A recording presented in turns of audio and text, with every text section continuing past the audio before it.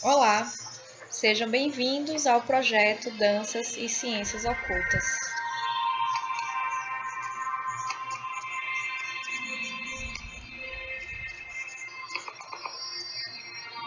Aqui quem fala é Gilmara Cruz.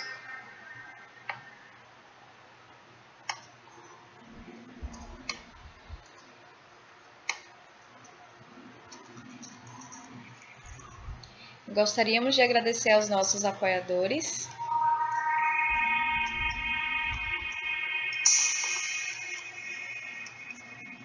Gostaríamos de mencionar a nossa parceira Deia Cali, do canal Diário de Bordo, que apresenta técnica, aulas relacionadas ao Tribal Fusion.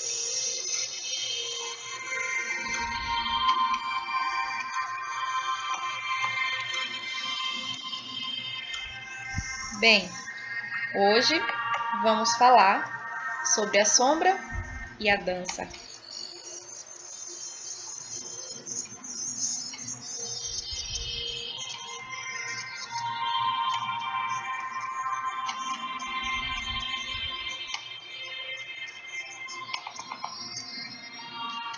Então, para iniciarmos, eu gostaria de falar um pouco sobre a nossa cultura ocidental.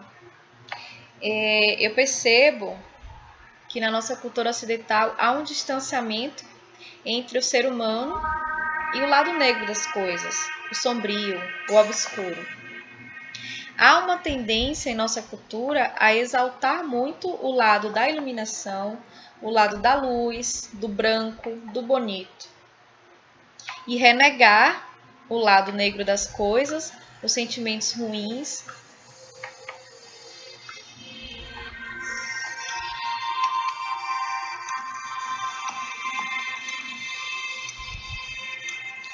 Vivemos em uma cultura onde é necessário estar sempre bem, feliz, fazer sempre o bem, ainda que sintamos vontade de fazer o mal em alguns momentos da nossa vida.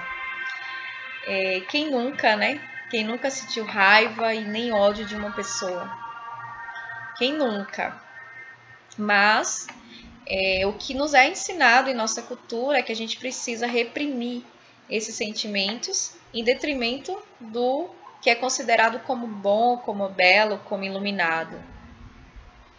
E dentro disso que eu vejo um grande problema, que é a gente renegar uma parte da nossa essência. Porque sentimentos ruins, medos, traumas, desejos, decepções, mágoas, melancolia, ódio, rancor, tudo isso faz parte da nossa essência como ser humano. Todos nós, inveja, né? Essas coisas todas fazem parte. Sentimos. E quando a gente não aprende a lidar, quando isso não está consciente, quando a gente não aprende a lidar, aí é que pode vir algum tipo de problema.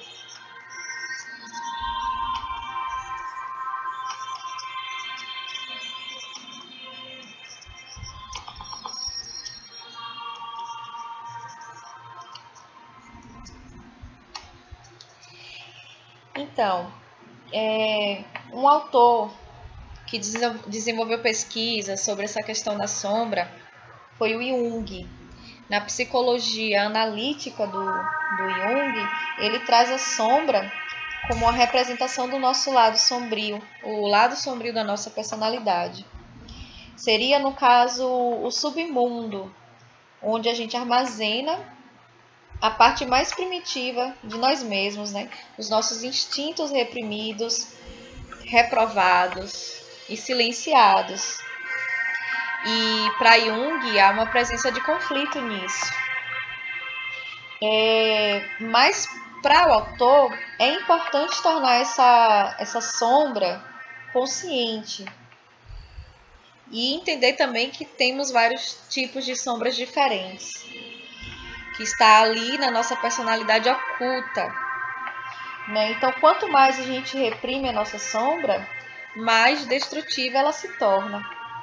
E quanto mais a gente a ignora, a gente está nos privando, né? Estamos nos privando de nosso equilíbrio mental. Então, o que seria essa nossa sombra, né? Ela seria tudo aquilo que a gente tenta esconder, renegar em uma sociedade, né? Que muitas vezes tem o certo e errado. De repente você tem um costume, uma atividade, um sentimento, alguma coisa que é reprovado. E a partir dali você nega para si mesmo. Acho importante também falar que quando a gente fala dessa sombra, muita gente fala que nem sempre a gente está falando da negatividade. Eu acredito diferente. Eu acredito que a negatividade é tudo que a gente negativiza, é tudo que a gente nega pra gente. Então, pode ser qualquer coisa. Pode ser o que está dentro do conceito de obscuro ou não também. Aí eu vou dar um exemplo aqui. Por exemplo, um gótico que tem uma filosofia mais melancólica e triste. Um gótico feliz é engraçado, né? É meio fora do mundo do gótico, digamos assim. É só um exemplo. Mas muitas vezes essa pessoa gótica que tem essa filosofia, ela pode negar para ela o sentimento feliz e alegre, né? Então, nesse caso seria invertido, né? Então, eu usei esse exemplinho aqui básico só para explicar que as coisas nem sempre são iguais para todo mundo. E só que a maioria das pessoas tendem a ter duas caixinhas, a caixinha do obscuro, né, e a caixinha da luz. E tende a colocar na caixinha do obscuro o mal e tende a colocar na caixinha da luz o bem. E não é sempre assim, tá, gente? É muito subjetivo. Bem, conhecer e lidar com o nosso lado sombrio, ele faz parte de um processo de autoconhecimento. Aquela pessoa que busca se conhecer melhor e ter o autoconhecimento para a evolução e não quer lidar com a sua sombra, né, com o seu lado obscuro, tende a não ter um trabalho de autoconhecimento muito eficaz, né? Porque é através desse conhecimento, quando você conhece, quando você torna consciente essa escuridão, é que você pode lidar melhor com ela. E, consequentemente, com tudo que está ao nosso redor e no nosso interior também, né? Se você vai lutar com alguém no escuro, é importante que você tenha algum tipo de visibilidade desse inimigo, desse demônio, né? Daquilo que está escondido no escuro, para você saber como vai enfrentá-lo. Então, só metaforicamente pensando, é importante lidar com esses demônios internos, né? Com esses predadores. Para quem já leu, né, Mulheres que Correm com os Lobos, que também é de uma autora que também é adepta da psicologia analítica do Jung, vai trazer esses predadores da barba azul, né? Os predadores internos. Então, qualquer coisa que possa nos atrapalhar, né? Lidar com essa sombra, conhecê-la é sempre muito importante, tornar consciente aquilo que pode nos boicotar. Então, sabemos que a nossa vida ela é um apanhado de coisas boas e coisas ruins, né? As coisas boas, ótimo, é sempre bem-vinda e a gente sempre sabe lidar. Mas as coisas ruins, não. Como que a gente pode superar os nossos traumas, as nossas derrotas e as nossas decepções? Se a gente não tem esse contato e não deixa fluir essa energia para que a gente possa conhecer, a gente está sempre escondendo ela no nosso inconsciente. E uma vez ou outra ela se manifesta, né? Às vezes até sobre um momento impulsivo, que não deveria ser oportuno, né? Então, assim, nossa psique, ela não vai existir só o amor, mas ela também vai ter o ódio. Ela não vai existir só a alegria, mas ela também vai existir a tristeza. Por que a gente nega tanto esses sentimentos? Por que a gente nega tanto o negro? Por que a gente nega tanto o obscuro.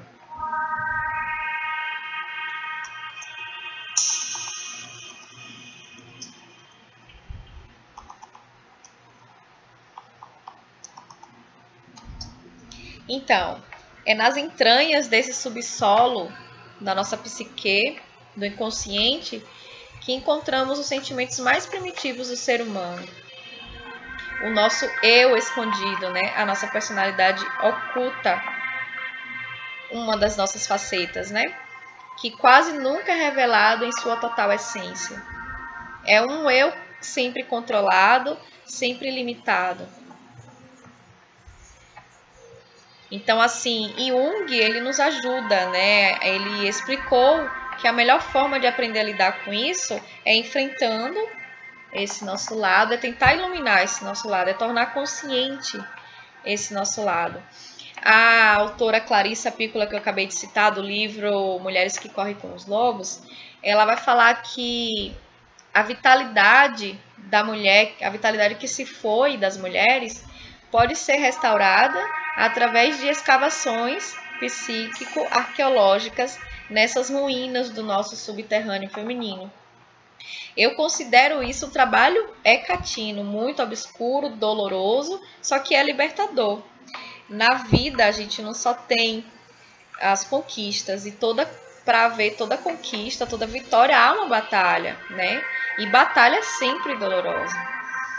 Então, é importante não demonizar tanto esse encontro com o nosso lado escuro, né? Com esses nossos demônios que estão lá no nosso inferno pessoal. E sair um pouco desse comodismo de lidar somente com o que é legal, com o que é bonito, com a nossa luz, né? Então, tá, mas e aí? Como que isso pode ser trabalhado através da dança, né? A gente pode aplicar esse tipo de trabalho e entrar em contato com a nossa sombra através de qualquer tipo de técnica de dança.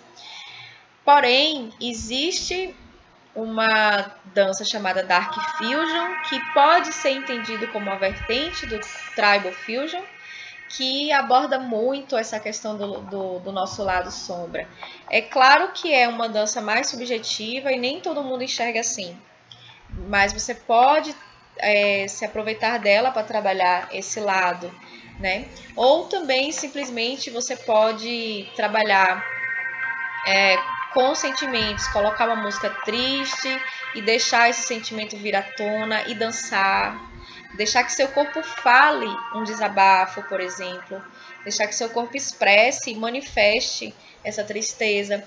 Você pode trabalhar com medo, com angústia e trazer músicas que você até evita de ouvir porque vai lhe deixar triste, reaproveitar essa música em um momento em que você possa expressar dançando ela, né, trazendo essa tristeza para fora. É um trabalho até terapêutico, porque você tira de si e coloca de frente, né, de frente para você e fora de você, né? Então, expressar isso também é uma forma de retirar de si.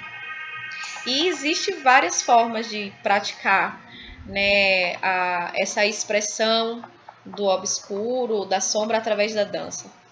Mas uma das, por exemplo, a gente pode trabalhar os arquétipos de deusas do submundo. Hecate, por exemplo, é uma deusa do obscuro, né? Que a gente vai descer ao nosso subsolo, submundo e lidar com essa escuridão.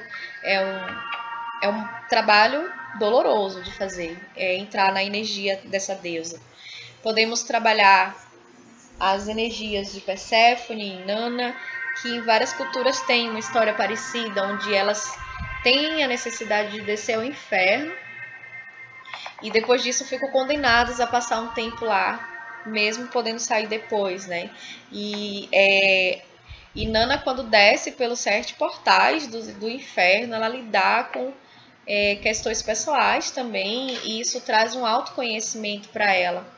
Então, são histórias que a gente pode trazer o como e o porquê, essa importância de descer ao mundo obscuro, né? Tem um autor que fala que nenhuma árvore pode tocar os céus sem antes as raízes tocarem o inferno. Porque para subir aos céus, precisamos ter raízes fortes e seguras no nosso subsolo, né? Que a gente pode entender como esse nosso inferno, que é esse mundo interior, esse mundo inferior, né? É onde está ali os mortos, ou os que tentamos matar, né? São essas energias e esses sentimentos.